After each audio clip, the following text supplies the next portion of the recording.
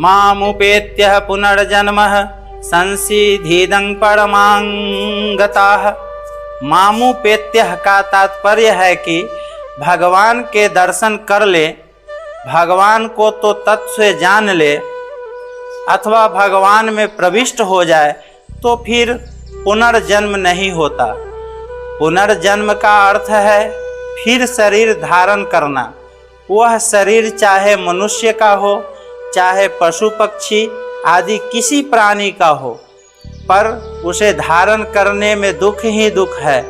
इसलिए पुनर्जन्म को दुखालय अर्थात दुखों का घर कहा गया है।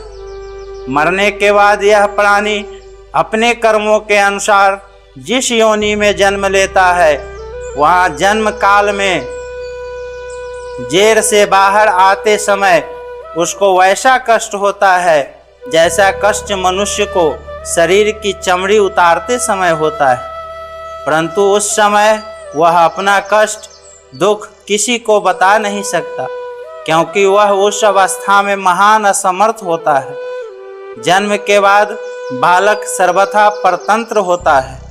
कोई भी कष्ट होने पर वह रोता रहता है पर बता नहीं सकता।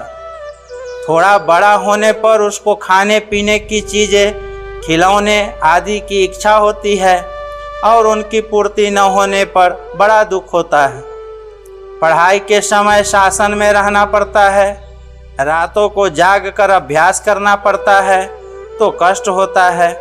विद्या भूल जाती है तथा पूछने पर उत्तर नहीं आता तो दुख होता है। आपस में ईर्ष्या, द्वेष, डाह, अभिमान आदि के कारण हृदय में जलन होती है। परीक्षा में फेल हो जाए तो मूर्खता के कारण उसका इतना दुख होता है कि कई आत्महत्या तक कर लेते हैं। जवान होने पर अपनी इच्छा के अनुसार विवाह आदि न होने से दुख होता है। विवाह हो जाता है तो पत्नी अथवा पति अनुकूल न मिलने से दुख होता है। बाल बच्चे हो जाते हैं तो उनका पालन पोषण करने में कष्ट होता है। लड़कियां बड़ी हो जाती है तो उनका जल्दी विवाह न होने पर माँ बाप की नींद उड़ जाती है। खाना पीना अच्छा नहीं लगता, हरदम बेचैनी ही रहती है। वृद्धावस्था आने पर शरीर में असमर्थता आ जाती है। अनेक प्रकार के रोगों का आक्रमण होने लगता है। सुख से उठना बैठना, चलना फिरना, खाना पीना आदि भी कठिन हो जाता है। घर वाले के द्वारा तिरस्कार होने लगता है, उनके अपशब्द सुनने पड़ते हैं। रात में खांसी आती है, नींद नहीं आती। मरने के समय भी बड़े भयंकर कष्ट होते हैं। ऐसे दुख कहाँ तक कहें, उनका कोई अंत नहीं। मनुष्य जैसा ही कष्ट पशु पक्षी आदि को भी होता है। उनको शीत घाम वर्षा हवा आदि से कष्ट होता है। बहुत से जंगली जानवर उनके छोटे बच्चों को खा जाते हैं तो उसको बड़ा दुख होता है। इस प्रकार सभी योनि में अनेक तरह के दुख होते हैं। ऐसे ही नरकों में और 84 लाख योनियों में भी दुख भोगने पड़ते हैं। इसलिए पुनर्जन्म को दुखालय कहा गया है। पुनर्जन्म अशाश्वत कहने का तात्पर्य है कि कोई भी पुनर्जन्म निरंतर नहीं रहता, उसमें हरदम परिवर्तन होता रहता है। कहीं किसी भी योनि में अस्थायी रहना नहीं होता।